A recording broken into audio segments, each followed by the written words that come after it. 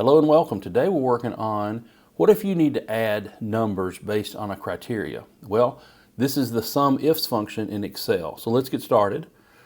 My name's Jeff from Finally Learn, where I help you finally learn financial literacy, including Excel.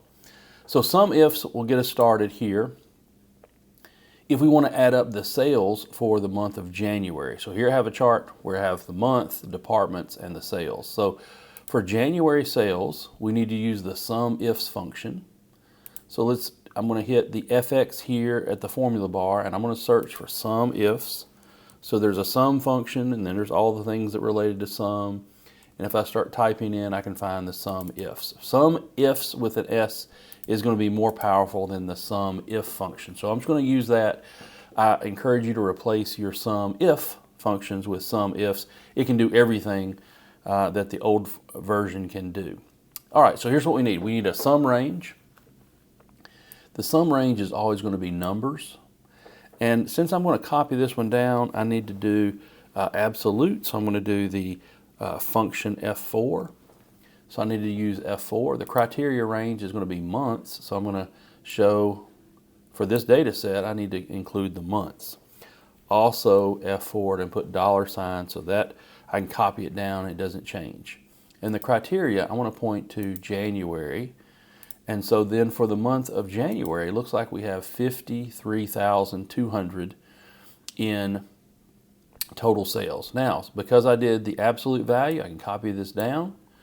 And what we have is January, February, March, April, we have the total sales for each month. So that's really helpful if we want to do that.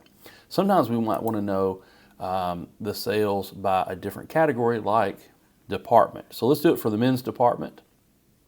Same thing, I'm going to hit FX and I'm going to use SUMIFS, and I need the sum range is going to be the numbers. I don't need it to be absolute value because I'm not copying it down. The next one is the criteria range. Well, this is going to be the department, so houseware, men's, women, so on. And then the criteria, I'm going to point to men's. And apparently there's 0 sales. Is that right? No, what's happened here is you have to be very careful, and I specify this as men's apostrophe S, so that's incorrect. There's no men's, so if I type in men, then you'd have 65,100 is the sum of the men's department. And here the label is just not without apostrophe S. So that's how you do it. Now, you can type in housewares, and there gives you the total for housewares.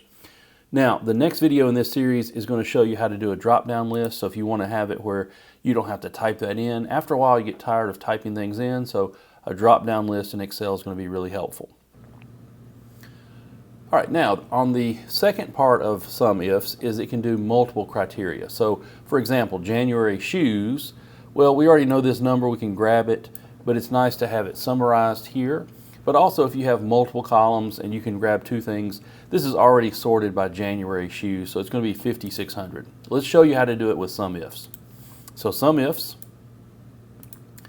the first criteria range and everything, the sum range is going to be this sales. The criteria range will be the months, and the criteria will be January. Now to that we're going to add a second criteria range, which is housewares and the departments and shoes and so on. And then the criteria we're going to point to shoes.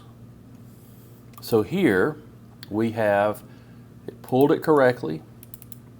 So if January and shoes is 5,600. So if you want to do February and shoes pulls 4,400. So SUMIFS is a really helpful function to let you calculate and add up the numbers, add the sum based on a criteria or more than one criteria. Hey, thanks for watching. See you on the next video.